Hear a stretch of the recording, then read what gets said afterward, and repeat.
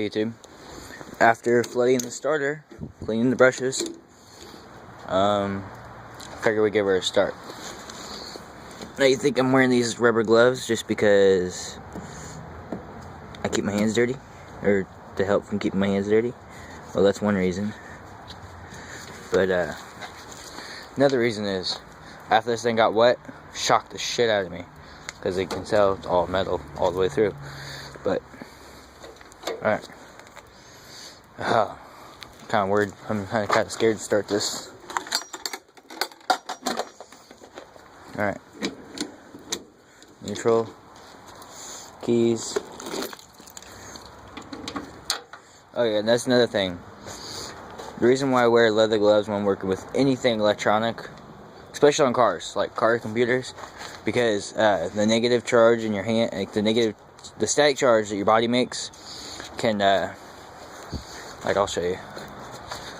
This, like, you guys, like, I don't know how to explain it. The best way is if you're under the blanket at night, it's like a fuzzy blanket, and you move around or whatever, and you look underneath the blanket. Well, I'm opening it up. And you're looking around. Okay, another thing. Working on electronics. Disconnect one of the battery cables, doesn't matter which one. And once you do that, okay, now since the battery won't be connected, I'm going to be doing a start out on the mower after I just did the brushes, because they were all gumped up and covered in moss and all this crap from that last creek run. But, undo one of the battery terminals, doesn't matter which one.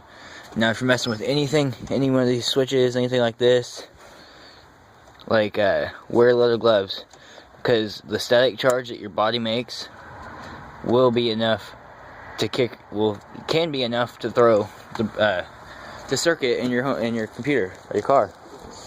Like, say you're working on the alternator, and you pull the alternator and you pull one of these wires out, and you accidentally touch it to the bare metal. Well, if the battery's not hooked up, it won't make a charge. But that's the reason why you take the battery off, because if you're doing that, then you'll screw up the whole car. That's how you keep from ruining your car when you're working on it. Like these. Okay, I probed these because startup position sensor. That's what this is on this truck right here.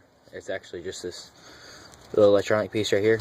Anytime you install these electronics on these newer cars, make sure you have the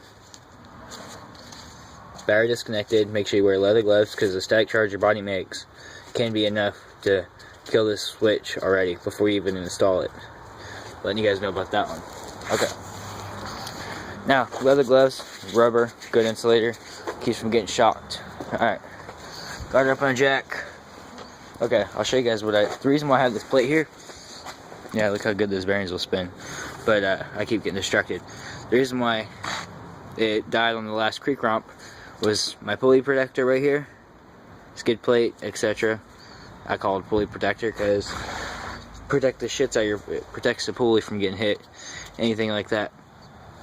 But what it is just the old Craftsman front bracket or whatever for the blade engagement. I just flipped it around and then put a bolt through here to there and welded it on there. So this will still flop down and up and down, but it's got a tack right here and it's got a tack right here. And how you can do welds, like if you have too big of a gap, like say it's like this size of hole and you don't want to fill it all with welding material, take a nut, like just a bolt nut or whatever, or top of a bolt or whatever, and set on there. Use a pair of vice grips, something like that, clamp it so you don't have to burn your gloves. But that's how you can fill in the gap right there without using so much welding material. But alright, the reason why this thing, I have this on here, so when I jack it up, it's got a good stand. It didn't, because like as you can see, it's just big ass open hole.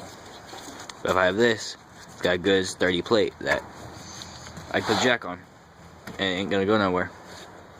But alright, I'm gonna give her a start. Oh yeah, another thing that happened is this light, I blew it out. I'm not putting the hood down, I'll show you guys in a second. I cracked that light. It was too rough, I guess. The bulb's still inside there. But alright, handbrakes. Ran down underneath. Alright. Like I said, I'm kind of nervous to start this thing. Oh.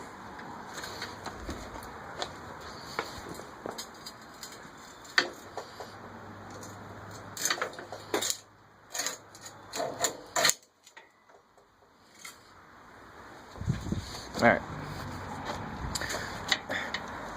I'm going to give it a little bit of gas. But the reason why I'm wearing the gloves, because I got to touch metal to metal, so don't shock me.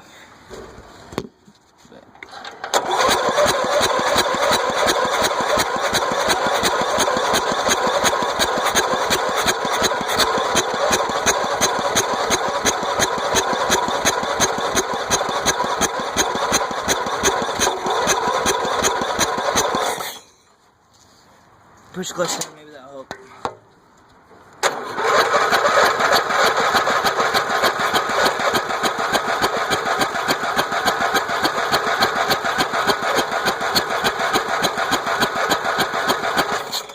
Well, she's not shocking me, so I'm gonna let her down. I'm gonna put her here, grab the bar out, grab the jack. These things are amazing.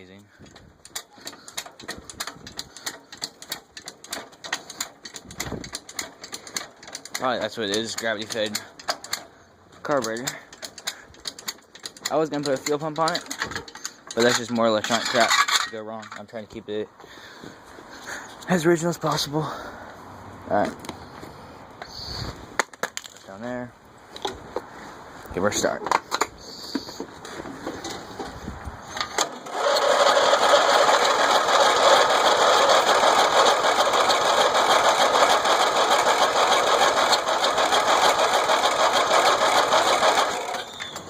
Maybe I gotta choke her a little bit. Alright guys, this is my manual choke. Alright, hold on, I gotta start it. See if she'll start.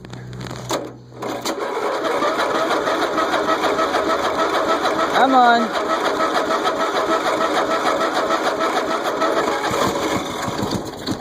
There we go, she's running after she was flooded.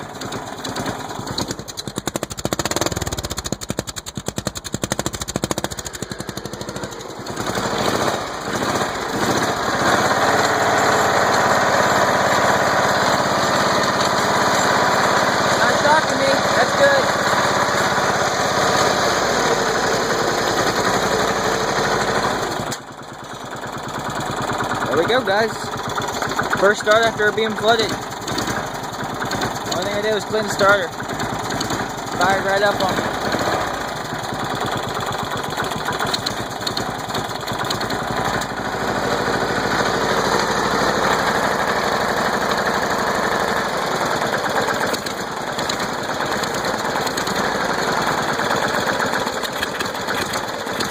Oh, you're not dying.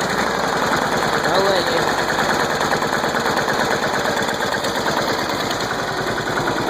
Masterpiece of these flow jets. Alrighty guys, there we go.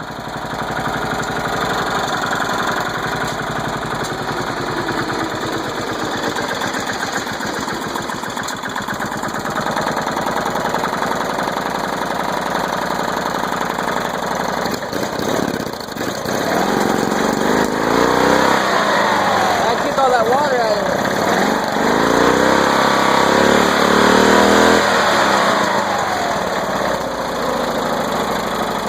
All that water kicking out of it.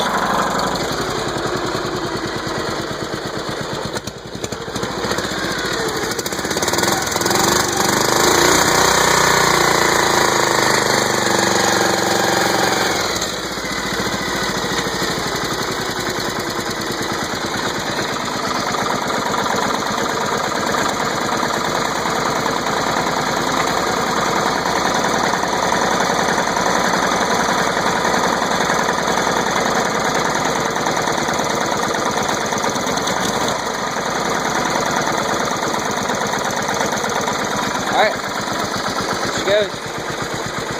She's running. Still putting a little bit.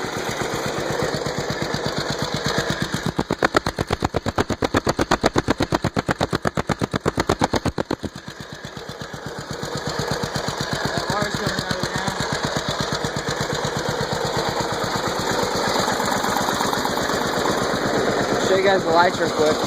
But I mean, I broke out a light.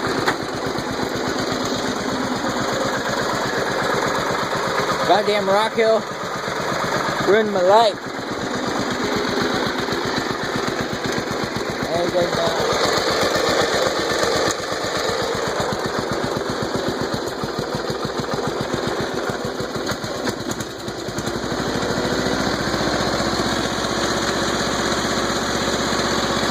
Alright, there we go.